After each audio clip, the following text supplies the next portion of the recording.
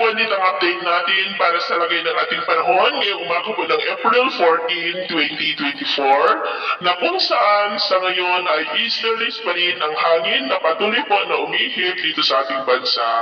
Ito po ay mainit na hangin na mula sa may Pacific Ocean habang may shallow circulation pa rin po nating minomonitor na nasa southeastern part po ng Mindanao. At ito naman ay pinapakita ng forecast model natin pong ginagamit hanggang po sa susunod na 2 linggo. At sa lagay ng ating panahon, ngayong madaling araw ay maayos ang panahon sa malaking bahagi ng ating bansa pero may tsansa pa rin ng mga isolated rain sa ilang bahagi po ng Catanduanes, Eastern Samar, Tacloban, Zamboanga at Basilan. At mamaya po ay sisikat ang araw sa malaking bahagi ng ating bansa, mainit at maalinsangan muli ang panahon.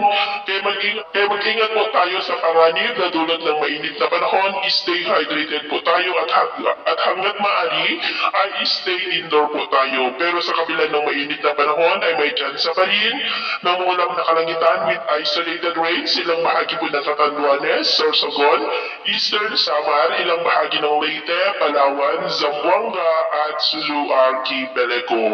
At mamayang hapon, mainit at maalinsangan pa din ang panahon pero may tsansa pa rin ng mga ulang na kalangitan with isolated rain sa ilang bahagi ng Legazpi, Samar Provinces, Tacloban at Sulu Archipelago.